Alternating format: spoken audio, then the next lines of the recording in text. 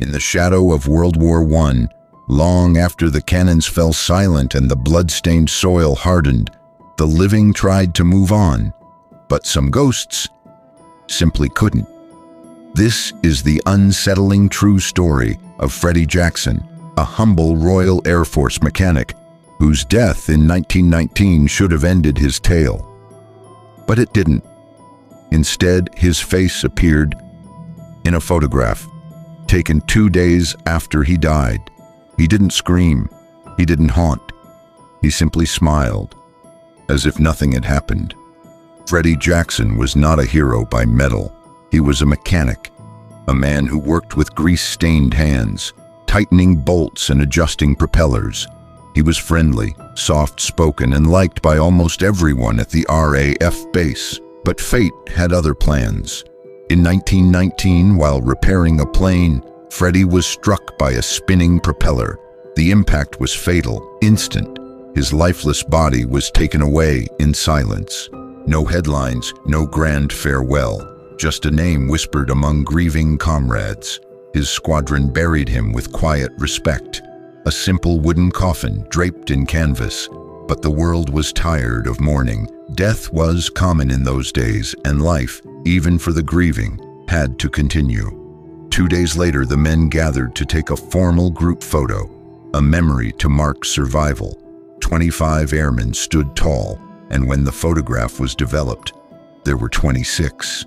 The airmen crowded around the photo, proud of their unity, until someone gasped. "That's Freddy," one man whispered. At the back, peeking over another soldier's shoulder, was Freddy Jackson's face, pale, distant, and unmistakable. He was smiling gently, as if he had never died. But Freddy was already buried 2 days prior. The photograph didn't lie, but no one could explain the truth.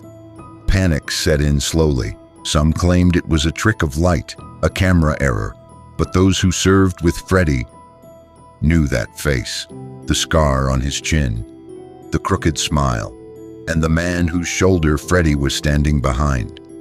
He said he felt a cold breath on his neck during the shoot, but he had brushed it off until he saw the photo.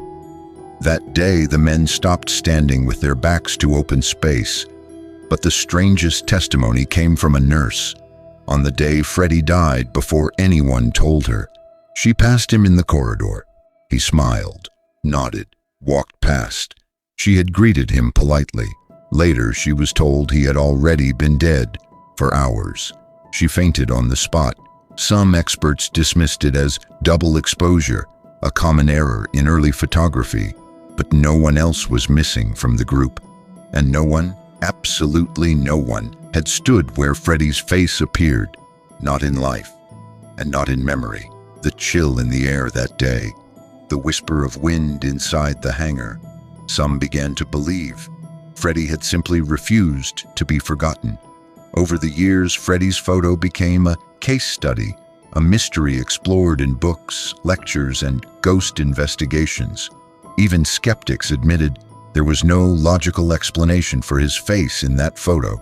No retouching, no tricks, just Freddy, looking proud, as if he never left. Today, that old RAF base is mostly silent, but some staff still talk about strange noises near the hangar. A quiet tap on the shoulder. Tools moved when no one's watching. And every now and then, a soldier's voice is heard in the wind. Friendly, familiar, like a man who never meant to leave. Freddy Jackson wasn't vengeful. He didn't rattle chains or slam doors. He just showed up. 2 days after his death, he stood behind his friends and smiled. He wasn't there to scare. He was there because he belonged. And maybe, just maybe, he wanted to make sure the photo wasn't taken without him.